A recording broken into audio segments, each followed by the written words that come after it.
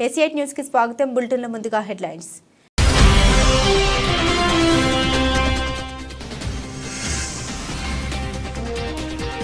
WhatsApp యూజర్లపై Pegasus నిఘా ధృవీకరించిన America court.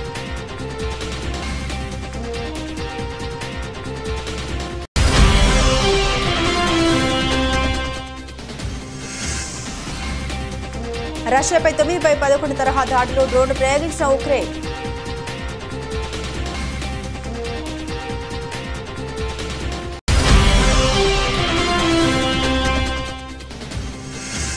Gulf street labour క్యాంపును సందర్శించిన ప్రధాని మోదీ. భారత కార్మికులతో కలిసి అల్పాహార విందు చేసిన మోదీ.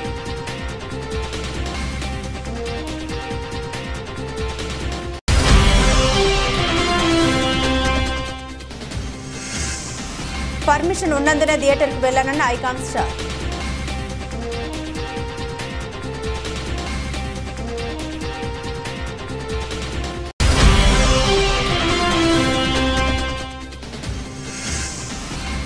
అధికారం ఉందని అసెంబ్లీ సాక్షిగా అబద్దాలు చెబితే నిజమవుతాయా? సీఎం రేవంత్ రెడ్డిపై కేటీఆర్ ఫైర్.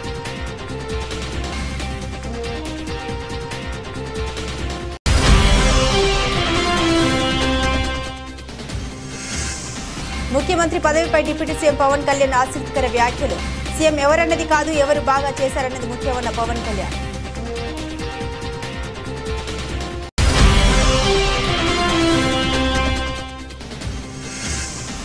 బాక్సింగ్ డే టెస్టుకు ముందు భారత్కు భారీ షాక్.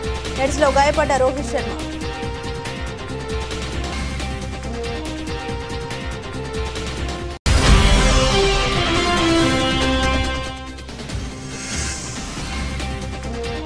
పుష్ప రికార్డులు సాధించిన ఓ మూలను కూర్చొని బాధపడుతున్నాడు. బన్నీ గురించి అల్లు అరవింద్ ఆవేదన.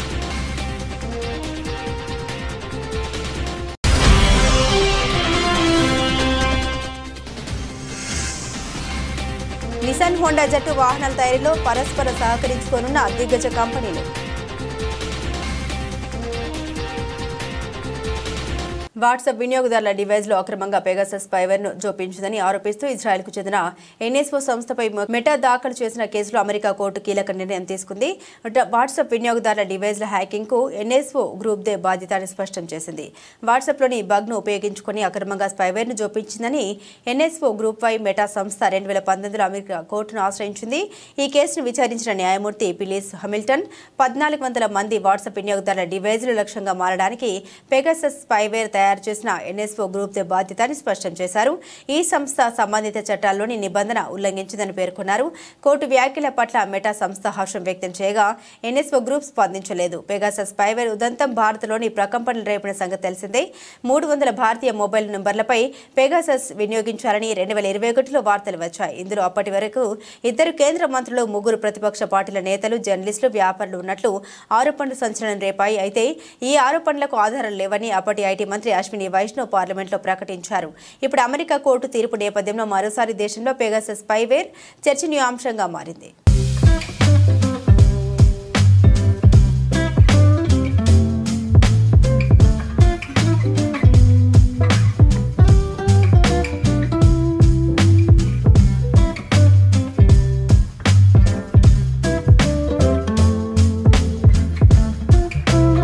అమెరికాలో జరిగిన 9/11 దాడుల తరహాలో రష్యాకు చెందిన కజాన్ నగరంలోని బహుళ అంతస్తుల భవనాలపై ఉక్రెయిన్ శనివారం డ్రోన్ దాడులు నిర్వహించింది. కమికాజ్ డ్రోన్లతో ఉక్రెయిన్ ఈ దాడులు జరిపినట్లు మీడియా కథనాలు తెలిపాయి. బహుళ అంతస్తుల నివాస భవనాల్ని డ్రోన్లు నేరుగా ఢీకొన్న దృశ్యాల్ని 9/11 తరహా దాడులుగా కొందరు నెటిజన్లు అభివర్ణించారు. దాడి జరిగిన ప్రాంతానికి ఎమర్జెన్సీ సర్వీసులు బయలుదేరి వెళ్లినట్లు రష్యన్ వార్తా సంస్థ టాస్ తెలిసింది.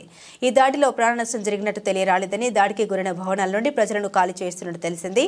తమ టటరస్తాన్ రిపబ్లిక్పై ఎగురుతున్న మానవరహిత వాహనాన్ని రక్షణ దళాలు కూల్చివేసినట్లు రష్యా రక్షణ శాఖ ప్రకటించిన కొన్ని గంటల్లోనే ఈ దాడి జరిగింది.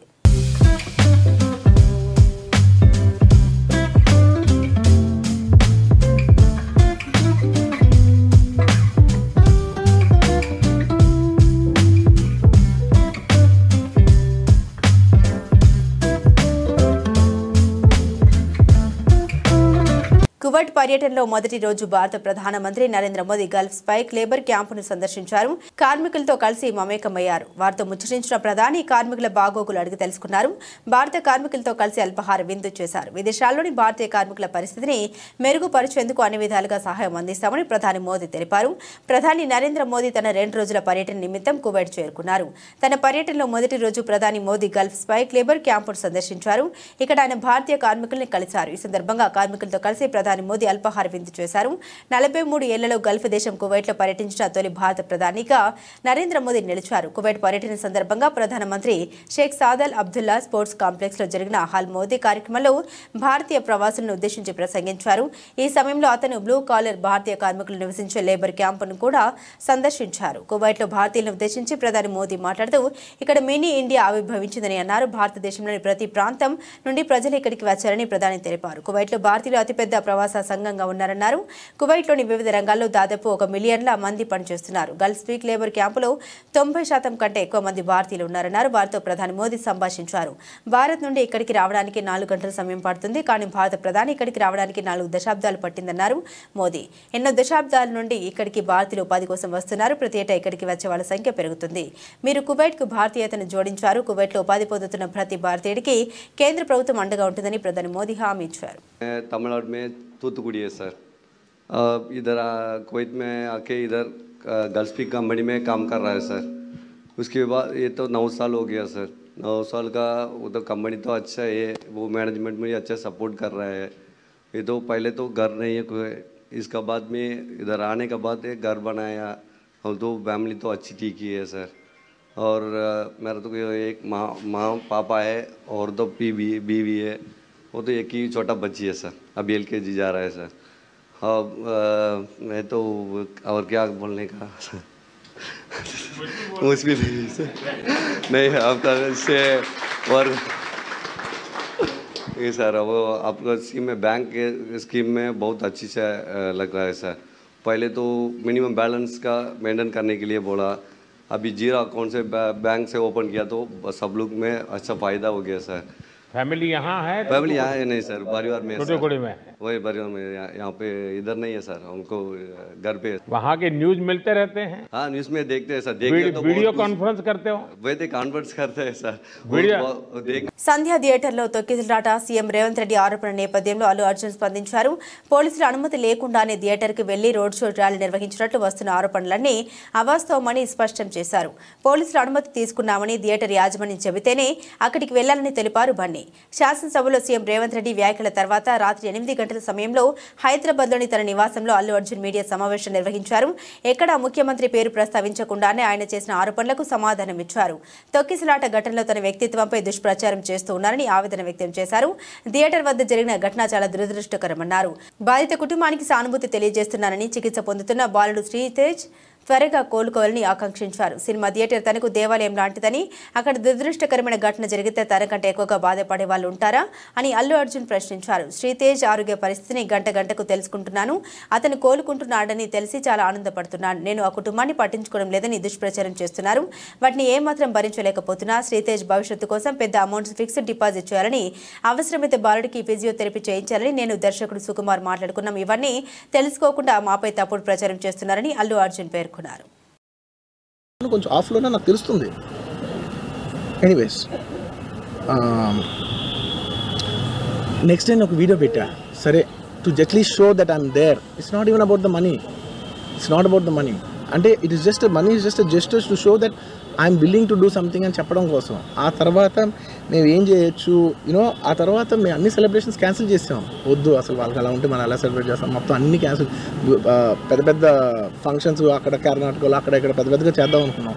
వద్దులే ఇంకా దీని తర్వాత అన్నీ షట్ చేసానని చెప్పేసి ఇంకా నా ప్రయత్నంలో నేను ఏం చేశానంటే, డాడీ మీరు వెళ్ళి కలవంటే ఆయన కూడా కలవకూడదు అన్నారు. ఓకే ఒక స్పెషల్ పర్మిషన్ పెట్టి నువ్వు వెళ్ళు, పోనీ మా ఫాదర్ ఇన్ లా పంపించండి, లేదంటే సుకుమార్ గారు పంపించండి, లేకపోతే వాళ్ళ వైఫ్ని పంపించండి, లేకపోతే ప్రొడ్యూసర్స్ పంపించండి, బన్నీవాసన్ పంపించండి. ఇలా ఎప్పటికప్పుడు అప్డేట్ తెచ్చుకుంటున్నాను you know to know what is happening with the kid. అంతే తప్ప నేను అసలు ఏం కేర్ చేయట్లేదు. ఇలా కొన్ని ఫాల్స్ ఎలిగేషన్స్, క్యారెక్టర్ అసాసినేషన్ మాటలు వచ్చినప్పుడు మాత్రం చాలా బాధ వేస్తుంది. నేను ఎన్నైనా తీసుకోగలను, నన్ను నమ్మండి, మీ అందరూ తెలుసు ఐఎమ్ స్ట్రాంగ్ పర్సన్. నేను చాలా ఫేస్ చేస్తాను, నేను తీసుకోగలను, నేను తట్టుకోగలను. కానీ ఇలాంటి అన్నప్పుడు మాత్రం ఇంత లో పాయింట్లో ఇట్స్ జెన్యున్లీ లో పాయింట్. నాకు జెన్యున్లీ అధికారం ఉందని అసెంబ్లీ సాక్షిగా అబద్దాలు చెబితే నిజమవుతాయని BRS working president KTR Congress ప్రభుత్వాన్ని ప్రశ్నించారు. రుణమాఫీ కాలేదని రైతన్నలు ఇంకా రోడ్డెక్కుతున్నారని తెలిపారు. 100% రుణమాఫీ అయిందని నిరూపిస్తే రాజీనామాకు సిద్ధమని శాసనసభ సాక్షిగా సవాల్ విసిరితే స్వీకరించకుండా ప్రభుత్వం తోక ముడిచిందని మండిపడ్డారు. రుణమాఫీ కాని రైతన్నలకు సర్కారు ఏం సమాధానం చెబుతోందని నిలదీశారు. రుణమాఫీ జరిగితే రోడ్ల మీదకు వచ్చి ధర్నాలు చేయాల్సిన కర్మ రైతన్నలకు ఎందుకన్నారు. పోరాటాల గడ్డ ఇంద్రవెల్లి అడవుల తల్లి ఆదిలాబాద్కు రాపోదామని సీఎం రేవంత్ రెడ్డిని ఉద్దేశించి అన్నారు. ధనోర రోడ్డు మీద కూర్చున్న రైతుల ముందే మీ మాయల మాఫీ లెక్కలు తేల్చుదామన్నారు. రుణమాఫీ మాయ, రైతు భరోసా 7,500 తులం బంగారం, మహిళలకు 2,500 రూపాయలు, ఆసరా పెన్షన్లు 4,000, దివ్యాంగుల పెన్షన్లు 6,000 అంతా మాయ అంటూ ఎక్స్ వేదికగా ధ్వజం ఎత్తారు. చెప్పినావు రైతులు ఉరుక్కుంటూ పోయినారు. 2 లక్షలు 3 లక్షలు లోన్లు తెచ్చుకున్నారు. తెచ్చుకున్న తర్వాత ఇవాళ వాళ్లకు మోసం చేస్తూ నీ మాయ మాటలతో బుకాయించి ఇవాళ 25% మాత్రమే రుణమాఫీ చేసి 100% అయిందని చెప్పి 550 కోట్ల రూపాయలతోని పత్రికలలో ప్రకటనలు మాత్రం ఇచ్చుకున్నావు. ఈ మాట మేము అడిగే వరకు ఉక్రోషం వచ్చింది ముఖ్యమంత్రి గారికి. నువ్వు రైతు బంధు ఎగ్గొట్టినవా లేదా అని అడిగే వరకు ఉక్రోషం వచ్చింది. నువ్వు రుణమాఫీ చేయని మాట వాస్తవం కాదా అంటే ఉక్రోషం వచ్చింది. తట్టుకోలేక పచ్చి అబద్ధాలు చెప్తా ఉన్నాడు. ఏమంటున్నాడు ఇవాళ ముఖ్యమంత్రి గారు? కేసీఆర్ గారు 11 విడతలుగా ఆయన ప్రభుత్వంలో 72,000 కోట్ల రూపాయల రైతు బంధు ఏదైతే డబ్బులు నగదు బదిలీ పథకం, భారతదేశంలోని అతిపెద్ద నగదు బదిలీ పథకం, అది సక్సెస్ఫుల్ గా అమలు చేసిండో దానిని కూడా ఈరోజు బదనాం చేసే ప్రయత్నం ఈ ప్రభుత్వం చేస్తా ఉంది. మరో 10 ఏళ్ల పాటు ఏపీకి చంద్రబాబు సీఎంగా ఉండాలని డిప్యూటీ సీఎం పవన్ కళ్యాణ్ పదే చెబుతున్నారు. తాజాగా మరోసారి సీఎం పోస్టుపై ఆసక్తికర కామెంట్లు చేశారు. డిప్యూటీ సీఎం పవన్ కళ్యాణ్ అల్లూరు జిల్లాలో పర్యటించారు. పాడేరు గిరిజన ప్రాంతంలో ఆయన టూర్ సాగింది. అక్కడ ఏర్పాటు చేసిన సమావేశంలో డిప్యూటీ సీఎం మాట్లాడారు. గిరిజనులతో మాట్లాడి వారి సమస్యల్ని అడిగి తెలుసుకున్నారు. ఈ సమావేశానికి స్థానిక నాయకులు, ప్రజలు భారీగా హాజరయ్యారు. అయితే పవన్ ని చూసిన సంతోషంలో సీఎం అంటూ అభిమానులు అరవడంతో ఆయన స్పందించారు. సీఎంగా చంద్రబాబు ఉన్నారు, ఆయన్ని గౌరవించాలి అంటూ ఫ్యాన్స్ కి చెప్పారు పవన్ కళ్యాణ్. ముఖ్యమంత్రి పదవిపై మరోసారి పవన్ కళ్యాణ్ ఆసక్తికర వ్యాఖ్యలు చేశారు. సీఎం ఎవరిని కాదు, ఎవరు బాగా పనిచేశారన్నది ముఖ్యమన్నారు. చంద్రబాబుకు అపార అనుభవం ఉందని, తనకు డిప్యూటీ సీఎం ఇచ్చి గౌరవించారని పేర్కొన్నారు. మనసు బుద్ధి కలిస్తే ఏపీ అభివృద్ధి అంటూ ఆసక్తికర కామెంట్లు చేశారు పవన్. సీఎం ఎవరన్నది కాదు, ఎవరు బాగా చేశారన్నది ముఖ్యమంటూ పవన్ కళ్యాణ్ చేసిన తాజా కామెంట్లు ఏపీ పాలిటిక్స్ లో మరోసారి ఆసక్తికరమైన చర్చకు దారితీస్తున్నాయి. మా ఇంట్లో వాళ్ళు నా కోసం ఎంత తపన పడతారో తెలియదు, కానీ మీరు పడే తప్ప నా కన్నీళ్ళు తెప్పిస్తాను. నాకు నిన్న ఇలాగే మనం కూర్చొని అన్న ఐ లవ్ యూ అంటుంటే ఐ లవ్ యూ టూ అని చెప్పాను. నా పిల్లలు కూడా ఇన్నిసార్లు ఐ లవ్ యూ చెప్పలే. బాగున్నావా ఇలా తట్టేసి వెళ్ళిపోతా. మీరు ఐ లవ్ యూ అంటే మటుకు ఐ లవ్ యూ చెప్పాలనిపిస్తుంది. ఐ లవ్ యూ టూ అని చెప్పాలనిపిస్తుంది. మీకోసం ఇన్ని సంవత్సరాలు నేను ఆదిలాబాద్ తాండాలో తిరిగాను, తెలంగాణలో, మళ్ళీ మన తాండాలో తిరిగాను, మన గిరిజన ప్రాంతాల్లో తిరిగాను. ఉన్న సమస్యలున్నా నీటి సమస్యలు ఉన్నాయి. ఓవర్ హెడ్ ట్యాంక్స్ కట్టినా నీటి సరఫరా సరిగ్గా లేదు. నీటి గడ్డల నుంచి నీళ్లు తోడుకోవాలి. పురుగులు ఉన్నాయి, మధ్యలో కొన్ని ఇబ్బందులు ఉన్నాయి, కొన్ని సాంప్రదాయాలను పాటించే మంచి గుణాలు ఉన్నాయి. అలా ఇవన్నిటికీ కూడా అనుసంధానం చేయాల్సిన అవసరం ఉంది. ఎక్కడ లోటుపాట్లు ఉన్నాయి అవి సవరించాలి.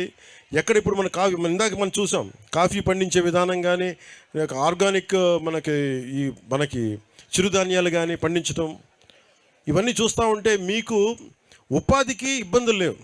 మీకోసం చేయాల్సిందల్లా ఒక శంకరన్ గారిలాగా ప్రతి అధికారి కనుక పనిచేస్తే నిజంగా మీకు నిజంగా చెప్తున్నాను, డబ్బులు నిజంగా ఇది చెప్పాలి, నేను మనసు పెట్టకపోతే, ముఖ్యమంత్రి గారు కనుక మేమిద్దరం చర్చించుకోకపోతే ఈరోజు ఈ ప్రాజెక్ట్ రాదు. కానీ ఎందుకంటే మనసు పెట్టే నాయకులు మీకు కావాలి. ముఖ్యమంత్రిగా నారా చంద్రబాబు నాయుడు గారి దృష్టికి నేను ఏం తీసుకెళ్ళగలనంటే, నాకు ఫైనాన్స్ని ఎలా హ్యాండిల్ చేయాలో నాకు తెలియదు. హన్మకొండ జిల్లా పరకాల పట్టణ కేంద్రంలోని ఆర్ గార్డెన్లో పోచంపల్లి ఫౌండేషన్ ఆధ్వర్యంలో ఏర్పాటు చేసినటువంటి ఉచిత కుట్టు మిషన్ల పంపిణీ కార్యక్రమానికి ముఖ్య అతిథిగా ఎమ్మెల్సీ పోచంపల్లి శ్రీనివాసరెడ్డితో కలిసి పరకాల మరియు దామిర మండలాలకు చెందిన సుమారు 650 మంది మహిళలకు పరకాల నియోజకవర్గ మాజీ ఎమ్మెల్యే చెల్ల ధర్మారెడ్డి కుట్టు మిషన్లు అందించారు. ఈ సందర్భంగా చెల్ల ధర్మారెడ్డి మాట్లాడారు. నియోజకవర్గంలో ఉచితంగా కుట్టు మిషన్లు శిక్షణ ఇప్పించడం జరుగుతుందని, అందుకు సహకరించిన ఎమ్మెల్సీ పోచంపల్లి శ్రీనివాసరెడ్డికి కృతజ్ఞత తెలుపుతూ మీకు ఇచ్చిన కుట్టు మిషన్లతో మీ కుటుంబానికి ఆర్థికంగా ఆసరాగా ఉండేలా పని చేసుకోవాలని మహిళలకు సూచించారు. ఒక అవకాశం ఇవ్వండి, అభివృద్ధి అంటే ఏందో రుచి చూపిస్తాను. మా వాళ్ళన్నది నీకు అవకాశం ఇస్తే రుచి ఏం చూపిస్తావు, అభివృద్ధి ఏం చూపిస్తావు అన్నారు. ఒక్కసారి అవకాశం ఇచ్చి చూడండి, నేను అభివృద్ధి అంటే ఏదో చూపిస్తాను. మీ అందరు కళ్ళతో చూస్తూ ఉన్నారు. మీ అమ్మగారులు కావచ్చు, మీ అత్తగారులు కావచ్చు, మీరుండే గ్రామాలకు మన నియోజకవర్గం కాకుండా వేరే నియోజకవర్గానికి మన నియోజకవర్గ గ్రామాలకు తేడా ఏదో మీరు గమనించారు. మరి అంత అభివృద్ధి చేసి అన్ని రకాలు చేస్తే కూడా వారి మాటలకు ఆకర్షితులై నేను ఉద్యోగం ఇస్తాను, మేము ఇన్ని చేస్తాను, కానీ ఆ 2500 మాకు వస్తాయట కదా, వాళ్ళకి ఓటేస్తాను మన మహిళా సోదరు వాళ్ళంతా అడుగుతుంది. పెన్షన్ 6000 ఇస్తానే 4000 ఇస్తానగానే పెన్షన్దారులంతా అమ్మ ముసలోళ్ళంతా కూడా వాళ్ళు మారారు.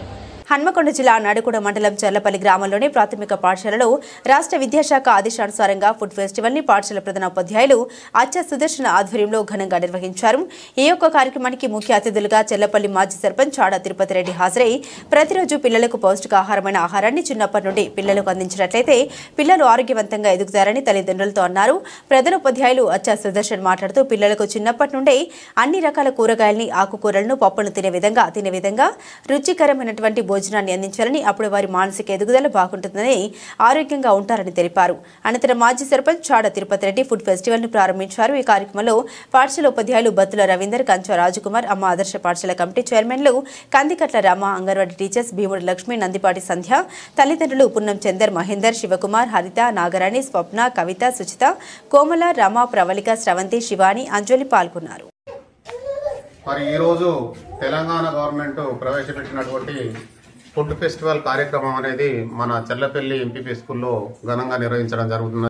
గోదావరిఖండ్లోని ఓల్డ్ అశోక థియేటర్ను అక్రమంగా కూల్చివేసి కోట్ల రూపాయల విలువగల నష్టం కలిగించారని, అంతేకాకుండా కోట్లాది రూపాయల విలువగల థియేటర్ స్థలాన్ని లాక్కోవడం జరిగిందని, ఇట్టి అన్యాయాన్ని ఖండిస్తూ అశోక్కి తోడుగా తామున్నామని అంటూ Telangana short film making welfare association Telangana వ్యాప్తంగా ఉన్న కళాకారులు అభయహస్తం అందించి ఈ సమస్యను రాష్ట్ర స్థాయిలో సీఎం స్థాయికి తీసుకుపోయి అశోక్ గారికి న్యాయం జరిగే వరకు తోడు ఉంటామని ధైర్యం తెలిపారు.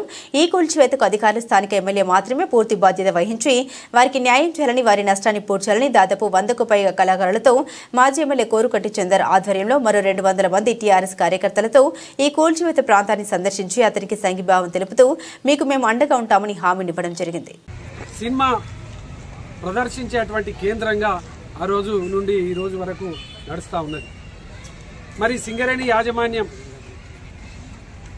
దీనికి లీజు కొంత ఇవ్వడంలో ఈ యొక్క లీజ్ హోటల్స్లో ఉన్నటువంటి కొంత డిస్ట్రిబ్యూటర్తోని పెండింగ్ అయితే, నేనే ప్రత్యేకంగా నాగరికి ఎమ్మెల్యేగా ఉన్నప్పుడు వస్తే ఇదే C&MD బలరాం గారికి అప్పుడు డైరెక్టర్గా ఉండి వారికి ప్రత్యేకంగా చెప్పడం జరిగింది. మరి ఎందుకు రాలేదు ఏంది అనేది పూర్తిగా నేను దాని మీద పూర్తిగా సమయాన్ని కేటాయించలే. ఇప్పుడు ఈ ఎన్నికల్లో ఇక్కడ మక్కన్ సింగ్ గారు గెలిచిన తర్వాత వెంటనే మరి దీన్ని డిస్మెటల్ చేయించారు. స్థానిక రమేష్ నగర్లోని ఉషోదయ హైస్కూల్ సైన్స్ ఫేర్ ఘనంగా నిర్వహించారు. 1వ తరగతి నుండి 10వ తరగతి విద్యార్థులు సుమారు 64 ఎగ్జిబిట్లు ఈ సైన్స్ ఫేర్లో ప్రదర్శించారు. 9 మరియు 10వ తరగతి విద్యార్థులు ప్రదర్శించిన సోలార్ సిస్టమ్ మరియు వాటర్ డ్యామ్ సిస్టమ్ అతిథులను మరియు పోషకులను విశేషంగా ఆకర్షించాయి. మరియు పలు ప్రదర్శనపై వివరాలు అడిగి తెలుసుకున్నారు. ఈ కార్యక్రమంలో పాఠశాల correspondent Kotha Srinivasa Reddy, vice principal C R Edwin Shailaja మరియు పోషకులు అధిక సంఖ్యలో పాల్గొన్నారు.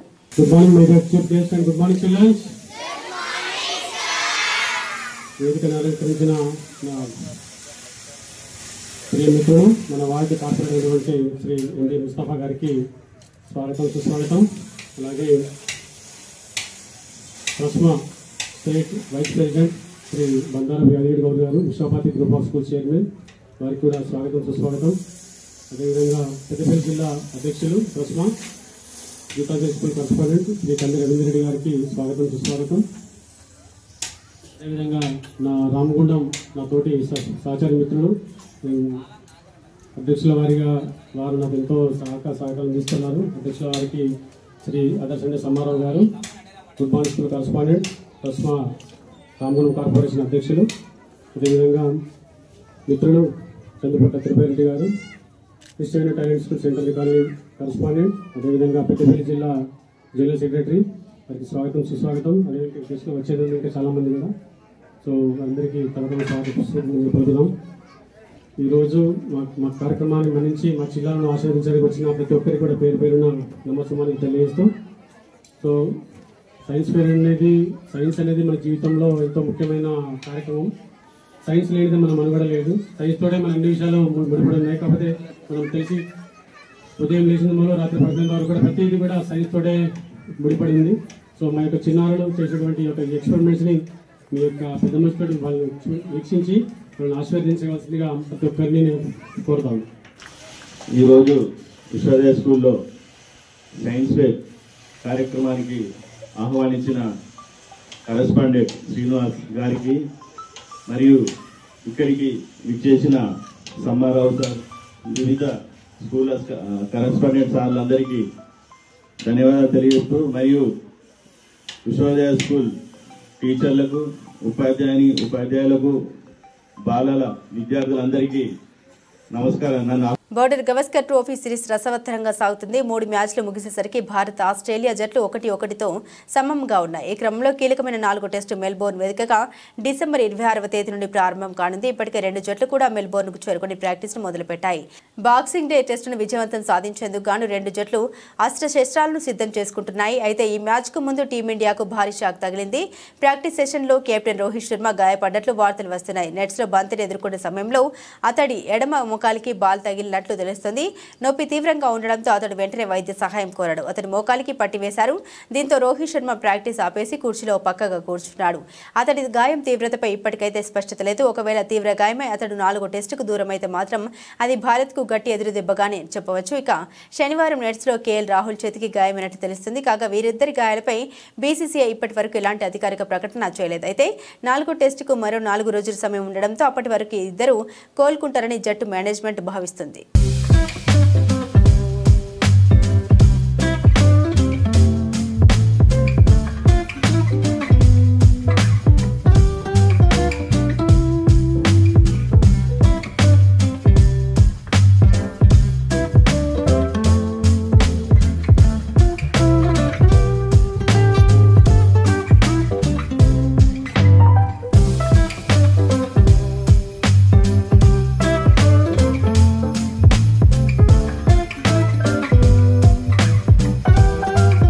సీఎం రేవంత్ రెడ్డి నేడు అసెంబ్లీలో సంధ్యా థియేటర్ ఘటన గురించి మాట్లాడుతూ అల్లు అర్జున్ పై తీవ్ర వ్యాఖ్యలు చేశారు.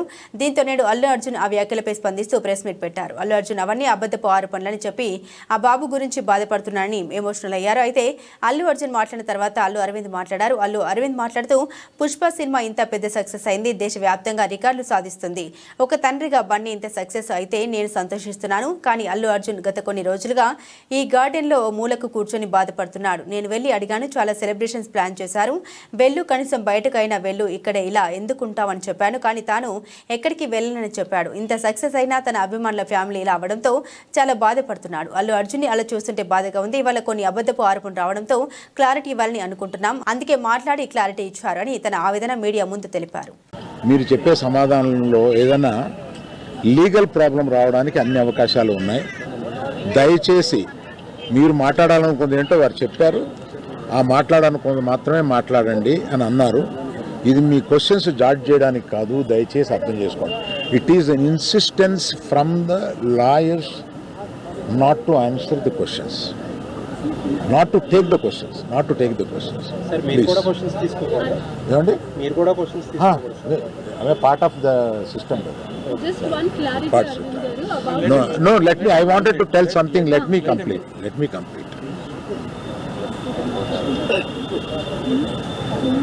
ఒక ఆల్ ఇండియాలో ఈ కలెక్షన్స్ బ్రేక్ చేసిన సినిమాలో తన కష్టం, ఆ సినిమాకి అంత కలెక్షన్స్ రావడం, ఇవన్నీ చేసిన ఒక సినిమాకి అతను వెళ్ళి మొదటి షోలో తను కూర్చొని జనం దీన్ని ఎంత అప్రిషియేట్ చేస్తున్నారు, తనని ఎలా రిసీవ్ చేసుకున్నారు అని చూసుకునే అదృష్టం లేకపోయింది.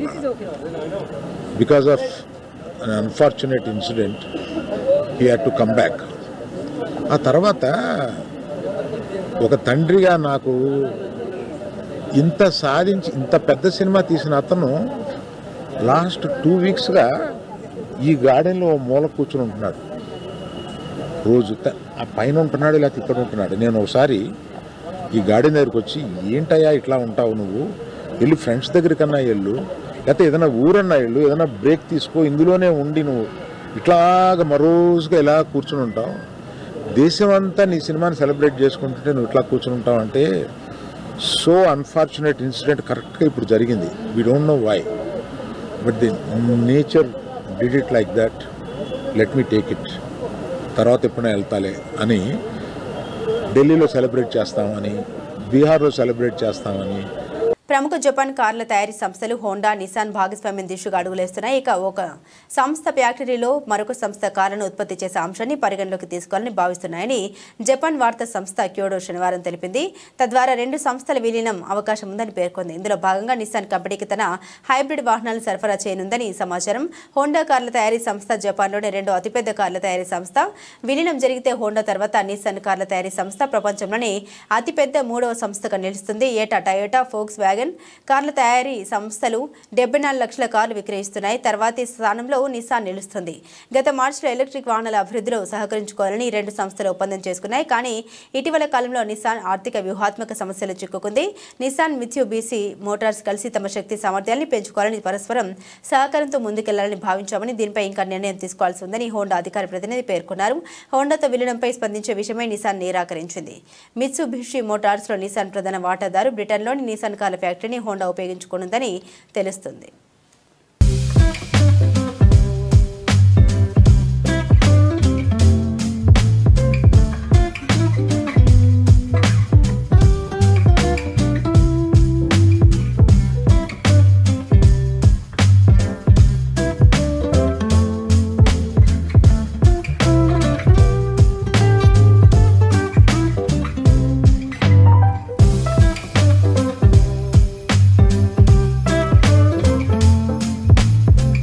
బులెటిన్ ముగించే ముందు హెడ్లైన్స్ మరోసారి.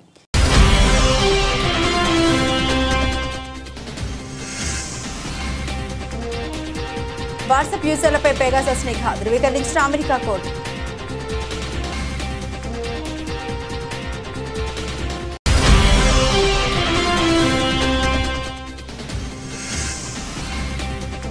రష్యాపై 9/11 తరహా దాడిలో డ్రోన్ ప్రయోగించిన ఉక్రెయిన్.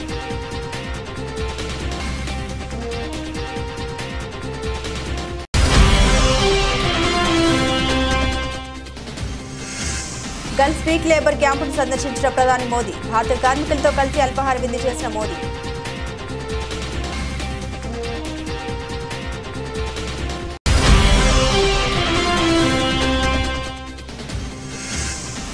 పర్మిషన్ ఉన్నందునే థియేటర్కు వెళ్లానన్న ఐకాన్ స్టార్.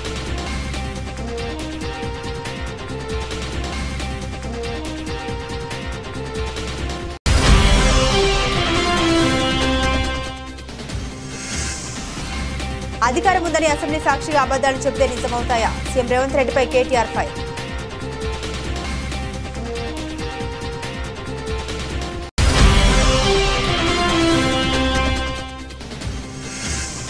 ముఖ్యమంత్రి పదవిపై డిప్యూటీ సీఎం పవన్ కళ్యాణ్ ఆసక్తికర వ్యాఖ్యలు. సీఎం ఎవరన్నది కాదు, ఎవరు బాగా చేశారన్నది ముఖ్యమన్న పవన్ కళ్యాణ్.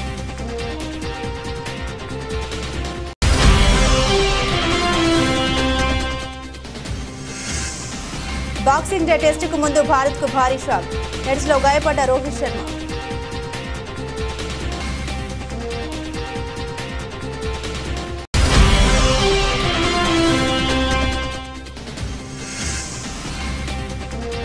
పుష్ప రికార్డుని సాధించిన ఓ మూలన కూర్చొని బాధపడుతున్నాడు. బన్నీ గురించి అల్లు అరవింద్ ఆవేదన.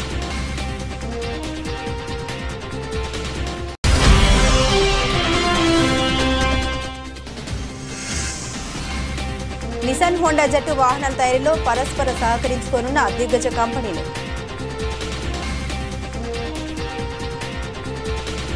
ఇవి బులెటిన్లోని విశేషాలు. తిరిగి మరో బులెటిన్తో మళ్ళీ కలుసుకుందాం. అంతవరకు సెలవు. నమస్కారం.